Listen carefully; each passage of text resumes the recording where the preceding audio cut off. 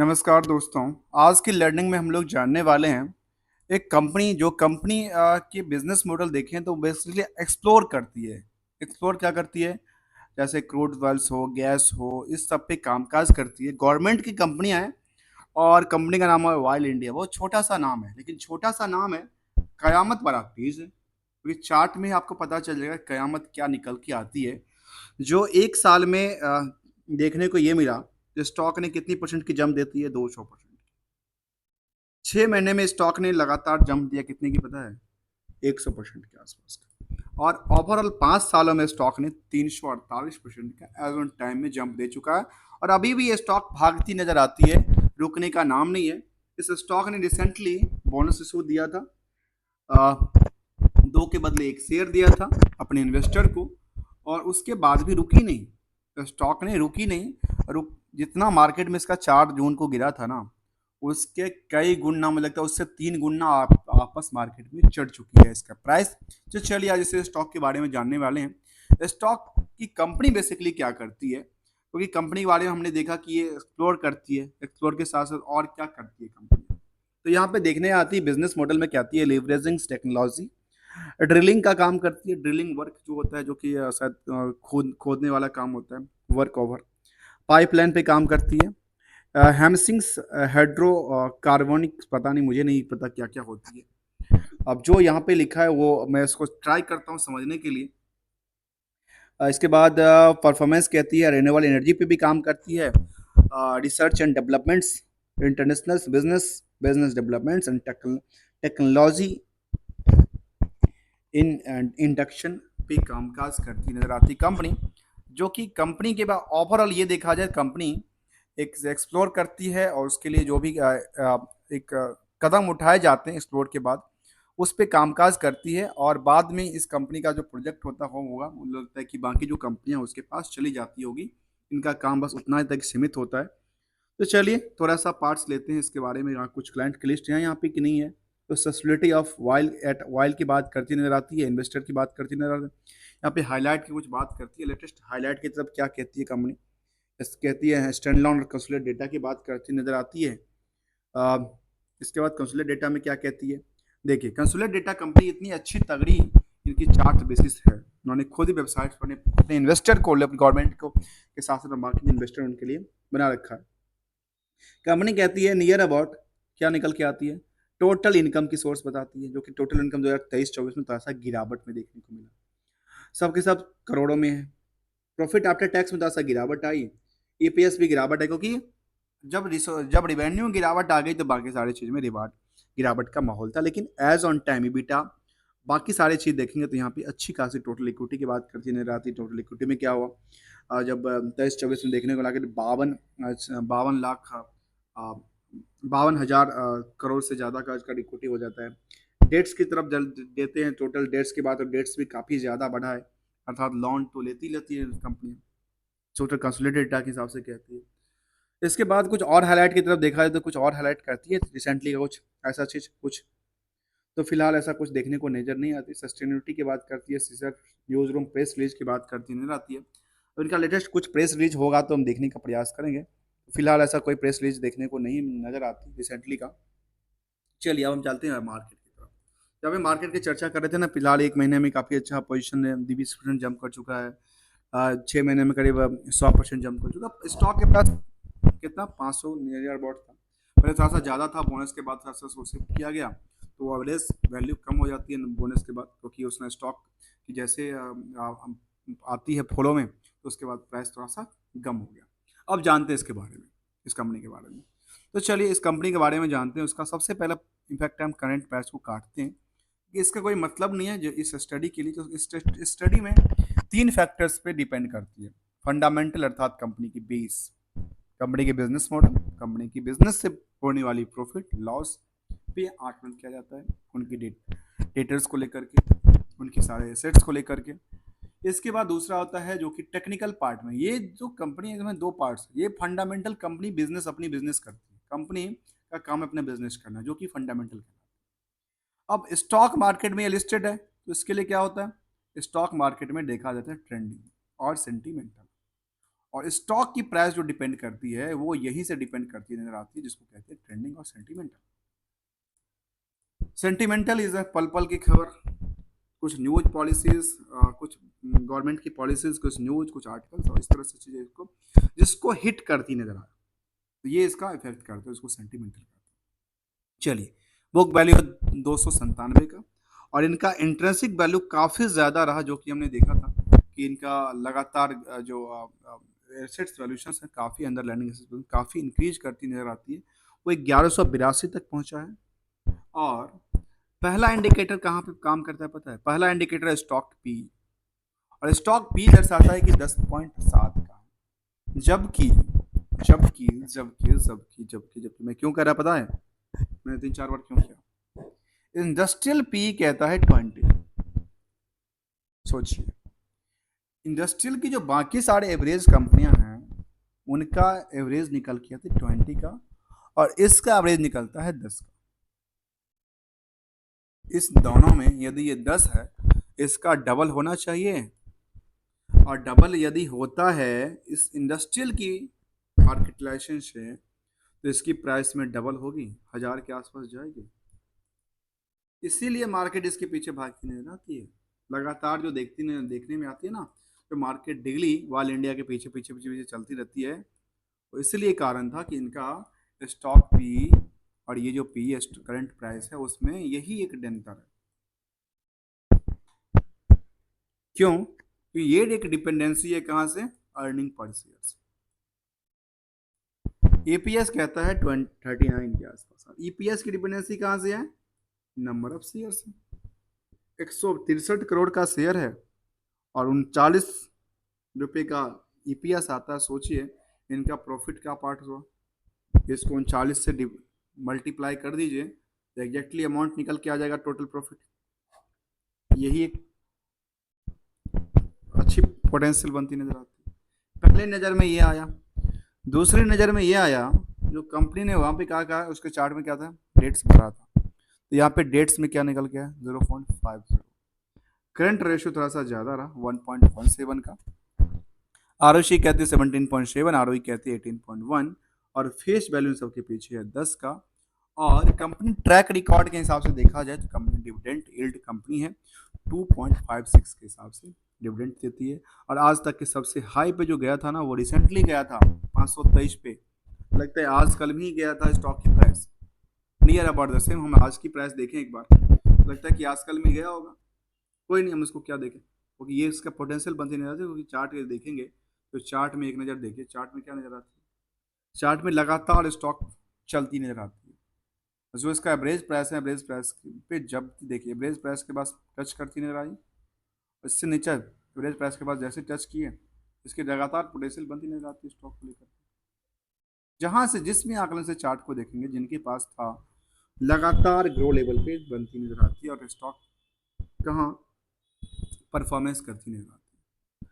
अब आते हैं, एक नज़र डालते हैं इसी की कंपनी की बैलेंस शीट और पीएल के ऊपर, आखिर क्या कहना चाहता है इसके मार्केट में बैलेंस शीट पीएल।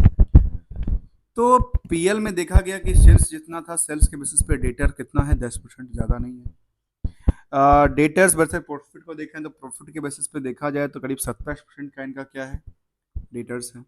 ये भी ज़्यादा नहीं है, मतलब यहाँ पे कभी कोई कुछ डिक्लाइन भी होती है तो कुछ ऐसा निकल के नहीं आता जिनका पास नुकसान होगा या बैड डेट्स हो जाएगी।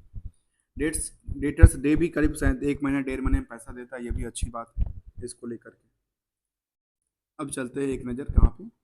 मार्केट में। एक नज़र हम जो यहाँ पे छोड़े थे उसका था नंबर ऑफ शेयर से करंट मार्केट प्राइस को मल्टीप्लाई करेंगे तो क्या आ जाती है मार्केट की कैप निकल जाती है।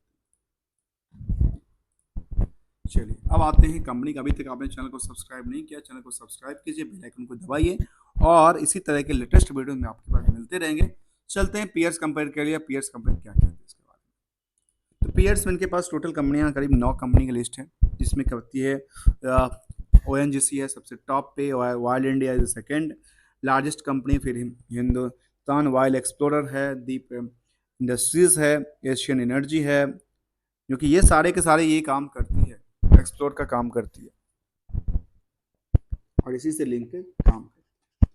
यहाँ पे यदि पीई की तरफ देखें तो पी में सबका एवरेज देखता है, इनको मिलता है करीब 16.56, और ये कहती है all India is the 10, ONGC कहती है 7, अर्थात यदि ओएनजीसी देखा जाए तो ओएनजीसी इसके हिसाब से डबल बढ़ेगा। ये तो कितना चला जाएगा, 600 के आसपास जाना चाहिए इसको। यार इसका भी पोटेंशियल बनती नजर आएगी, इस पे आएंगे, इसका भी पोटेंशियल बनती नजर आएगा। मेरा नेक्स्ट वीडियो इसी पे आने वाला है, ओएनजीसी के ऊपर, इस पे कंप्लीट स्टडी करने वाले हैं।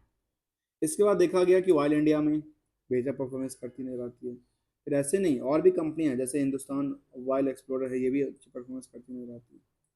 और जो अदर, तो ये एक डिपेंडेंसी नहीं है किसी के ऊपर ही मार्केट टिकी पड़ी है, ये एक इंडिकेट देती है।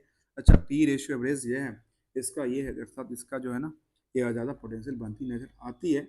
और पोटेंशियल तो बेसिकली मार्केट की स्ट्रेटजी क्या है, इसके बिजनेस मॉडल पर डिपेंड करती है। अब बिजनेस मॉडल का सारा एक हिस्टोरिकल ये यहीं पे आता है, क्योंकि प्रॉफिट का पार्ट्स यहीं पे आके खड़ी हो जाती है ईपीएस, ईपीएस में। अब आते हैं इसकी, ये अब क्या कहती है कंपनी के बारे में, जहाँ पे क्वार्टर ऑफ क्वार्टर लगातार 10,000 करोड़ तक का सेल्स पहुंचा है, 9,100 के आसपास। और देखा जाए तो ऑपरेटिंग प्रॉफिट भी अच्छी खासी तगड़ी है इनका। और करीब करीब देखा जाए तो प्रॉफिट के पार्ट, तो प्रॉफिट भी पार्ट करें 2300 करोड़ तक के आसपास क्वार्टरली पहुंचा। पिछले क्वार्टर से गिरावट थी, इससे कई बार इसमें नेचुरल क्लामिटी की वजह से भी कहीं जहाँ जहाँ जहाँ इनके एक्सप्रेशन का चलता है वो दिक्कत आ जाती है, जिसकी वजह से हो सकता है किसी क्वार्टर में इनको स्पेशली दिक्कत आ जाती हो। इसके बाद ईयरली भी देखा जाएगा तो ईयरली में क्या कहती है, ईयरली में करीब 32,000 करोड़ तक का पहुंचा है, जो कि पिछले साल से थोड़ा सा गिरावट में है। वाई वाई से देखा तो गिरावट में देखने को नजर आती है। लेकिन इसको यदि हम प्रॉफिट देखें तो प्रॉफिट क्या कहते हैं इसके बारे में, प्रॉफिट भी नियरली अबाउट द गिरावट में था, वाई वाई में इससे गिरावट देखने को मिली। हिस्टोरिकल डेटा क्या कहती है इसके बारे में, हिस्टोरिकल 4 इंडिकेटर कहती है इसके बारे में, near about the compound sales growth अच्छा रहा, प्रॉफिट ग्रोथ भी ठीक ठाक रहा, कोई दिक्कत नहीं रहा, स्टॉक प्राइस सीजर काफ़ी बेटर रहा, और रिटर्न ऑन इक्विटी भी, मतलब इन चारों के चारों जो कंपनियों के इंडिकेटर्स हैं वो सब के सब अच्छे इंडिकेट देते नजर आते हैं इसको लेकर। बैलेंस शीट में आखिर क्या क्या पोजीशन चेंज हुआ, तो देखिए प्रॉफिट पार्ट चेंज हुआ तो उनका प्रॉफिट लगातार रिजर्व, प्रॉफिट की पार्ट कहाँ जाती है, रिजर्व में जाती है। वो आपको मैं अकाउंटिंग की एक इसमें पार्ट्स में इंक्लूड कर देता हूँ, एक जो जो रिवर जो होती है वो यहाँ पे ऐड होना था रिजर्व के अंदर, रिजर्व बढ़ती नहीं रही। इसके बाद दूसरी तरफ देखें तो इनका लाइबिलिटी का पार्ट्स क्या है, लाइबिलिटी के पार्ट में देखें बोरोइंग्स का पार्ट, बोरोइंग के पार्ट में लगातार बढ़ती नजर आती है, जो बोरोइंग्स था, बोरोइंग एक लगातार इंक्रीज करती नजर आती है पिछले से। इसके बाद अदर बोरोइंग्स भी, इनका जो अदर बोरोइंग्स है वो भी इंक्रीज करती नजर आती है। इसके साथ साथ देखा जाए तो इनके पास कुछ और चीज़, तो यहाँ पे फिक्स एसेट्स में क्या हुआ, फिक्स एसेट्स में काफ़ी जरा बुलिश हो गया। ठीक है, जहाँ पे फिक्स एसेट्स 6,000 करोड़ के आसपास हुआ करता था, उनके पास 20,000 करोड़ के आसपास पहुँच गया फिक्स एसेट्स। अब फिक्स एसेट में इनके पास है क्या, इसका कोई डेटा निकलेगा तो शायद बेहतर हो सकता है यहाँ पे, तो यहाँ पे कोई डेटा निकल के नहीं आता, सॉरी फॉर डैट। इसके बाद देखा जो इन्वेस्टमेंट की पार्ट भी बढ़ती नजर आती है, मतलब एक जगह यदि इफेक्ट क्या होता है, यदि बोरोइंग्स और ये चीज़ बढ़ी तो ये कहाँ पे इफेक्ट हिट करेगा फिक्स एसेट्स के अंदर, या इन्वेस्टमेंट के अंदर, या अदर एसेट्स, हो सकता है यहाँ भी ऐसा एसेट्स में थोड़ा सा क्या रहा इसका, ये इन्होंने अदर एसेट्स को थोड़ा सा कम किया और इन दोनों को पार्ट्स को इंक्रीज करती नजर आई। और एक पार्ट ये भी था, इसको क्या कैश वर्किंग प्रोग्रेस कहते हैं, करंट वर्किंग प्रोग्रेस की बात करते नजर आती है।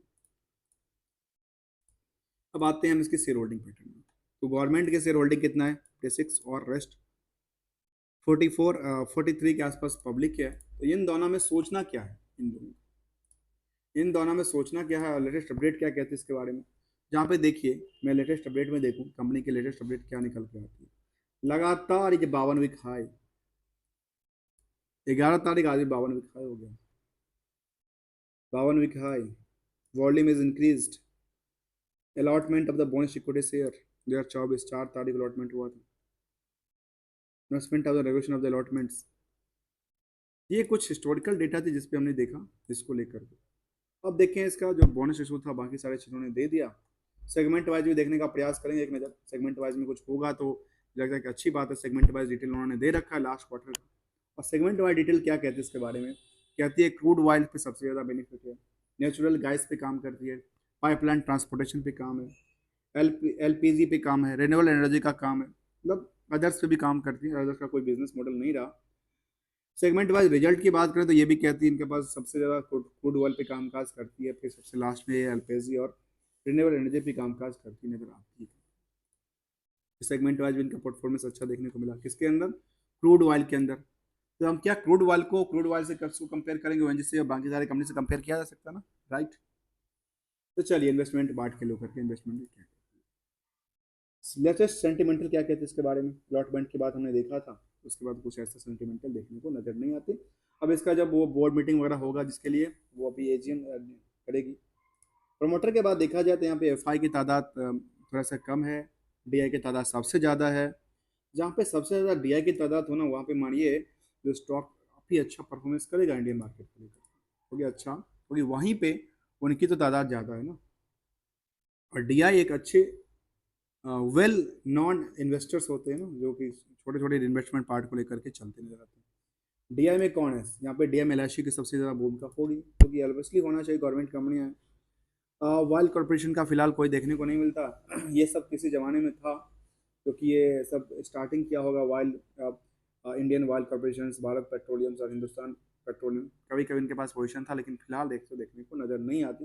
ये सब के सब प्रमोटर हैंड में होना चाहिए था। फिलहाल यहाँ पे सबके सब किसके पास है, सबके पास देखने को मिला है, गवर्नमेंट के पास देखने को बनती नजर आती है। और ये सब पोजीशन बेच चुका है बेसिकली, इनके पास देखने को मिला कि पहले 66% के आसपास पोजीशन हुआ करता था। अब आते हैं यहाँ पे एक नज़र डालते हैं इसकी इन्वेस्टमेंट, जो रिटेल में कामकाज करते हैं उनके लिए क्या कहती है। रिटेल में देखा जाए तो रिटेल में कितने परसेंट लोग हैं जिनके 2 लाख से कम की इन्वेस्टमेंट है, 2 लाख से ज़्यादा की इन्वेस्टमेंट है। नियरली 5% से ज़्यादा, 5.5% के आसपास के लोग हैं।